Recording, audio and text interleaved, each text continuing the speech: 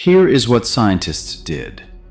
They placed targets, physical objects with specific images on them, on top of shelves in hospital cardiac arrest rooms. Placed face up, so that a person standing in the room could never see them. The only way to see what was on those targets was to be floating near the ceiling.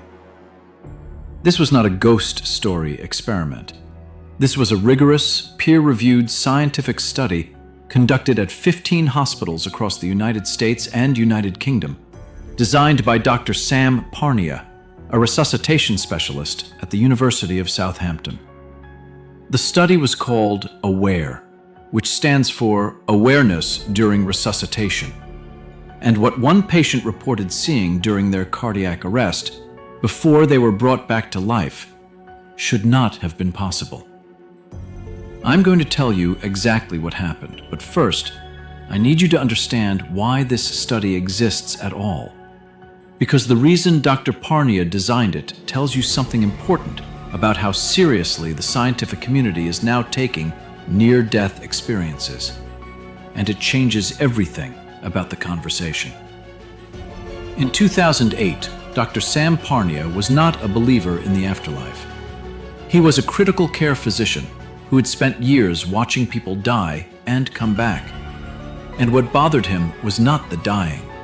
It was what patients kept saying afterward. They were describing things they should not have been able to describe.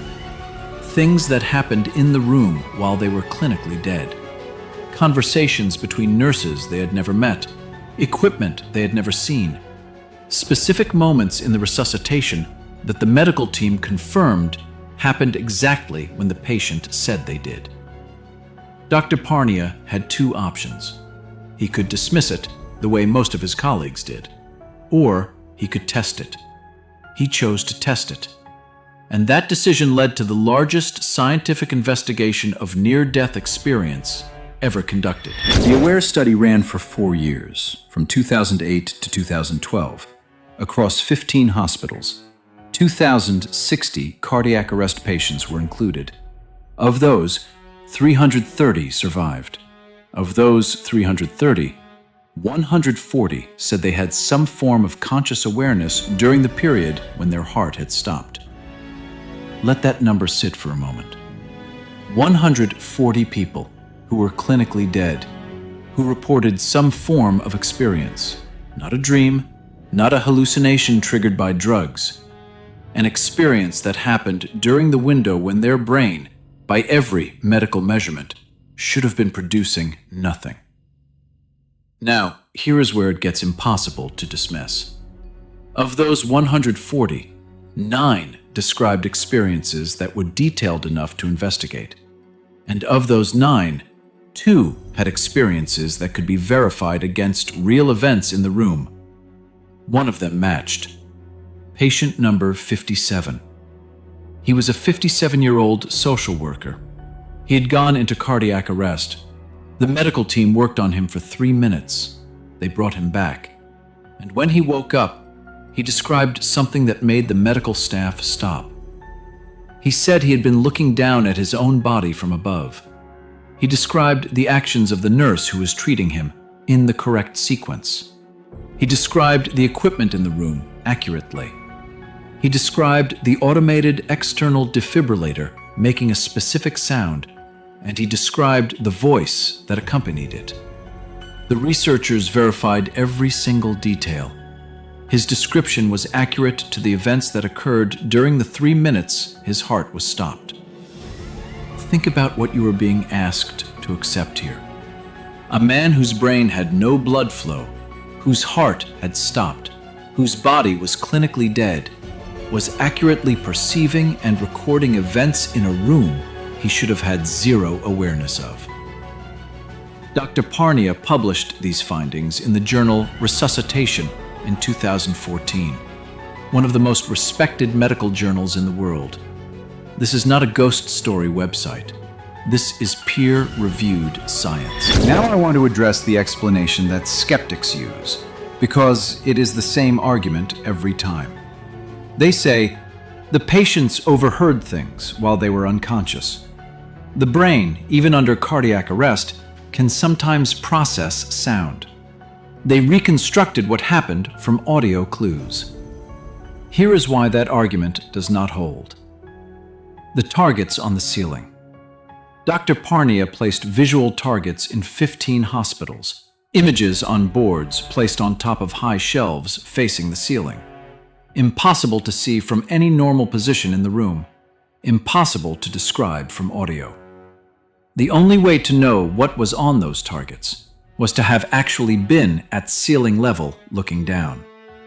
In the AWARE study, only one patient reported a verifiable out-of-body experience in a room that had a target installed. That patient, patient 57, described the experience in detail. But here is the frustrating truth that Dr. Parnia himself acknowledged in his paper. Patient 57 did not describe the target, not because his experience was fake, but because the resuscitation happened too fast and his attention was on the medical team working on him, not on a shelf in the corner.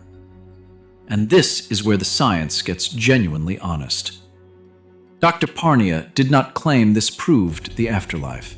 He said, quote, "We have found that awareness can be present during cardiac arrest." He said the data was sufficient to support further investigation.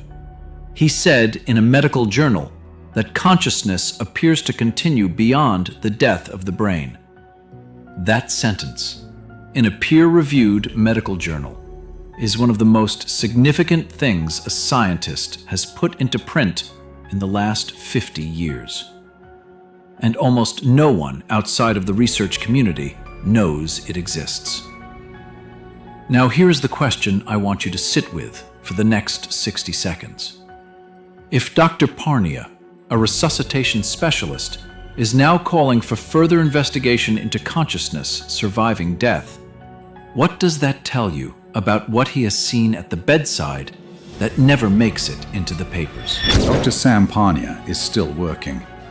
He is now at NYU Langone Medical Center in New York. He is running AWARE 2, the follow-up study, with more hospitals, more patients, more sophisticated targets. The results are not yet fully published, but in a 2023 interview, Dr. Parnia said something that the mainstream media largely ignored. He said that the research is now showing, consistently, that the recalled experience of death does not match what a dying brain should produce. A dying brain produces chaos, random images, fragmented sensation. What NDE patients describe is the opposite: heightened clarity, ordered perception, specific, accurate detail. He said, "The evidence is pointing towards something that our current models of consciousness cannot account for." Think about what that means. A neuroscientist at NYU saying that consciousness cannot be fully explained by the brain. Now I want to ask you something directly. You have now heard about Pam Reynolds, whose out-of-body perceptions were verified by a surgical team while her brain had no blood in it. You have heard about patient 57, whose perceptions during cardiac arrest were verified by the resuscitation team. You have heard about 140 people in a peer-reviewed study who reported conscious experience during clinical death. At what point does the accumulation of evidence change how you think about what you are? Not what religion says you are, not what culture says you are. What the evidence is starting to say you are. Because here is what every person in these studies has in common. Every single one across thousands of documented cases. They came back without fear. Not because they found religion, not because they were comforted, because they experienced something directly. And whatever it was enough. I do not know what happens after death. Dr. Parnia does not know. No one knows. But I know this. The question is no longer whether there is something to investigate. The question is what we do with the investigation that is already happening. Subscribe, because next week we go somewhere even more uncomfortable. There is a Harvard-trained neuroscientist who spent his entire career explaining away near-death experiences as brain malfunction. Then his brain shut down completely for 7 days. And when he woke up, he wrote a book that his colleagues have never been able to scientifically refute. That story is next. You already know something most people spend their whole lives avoiding. That is not nothing. That is the beginning.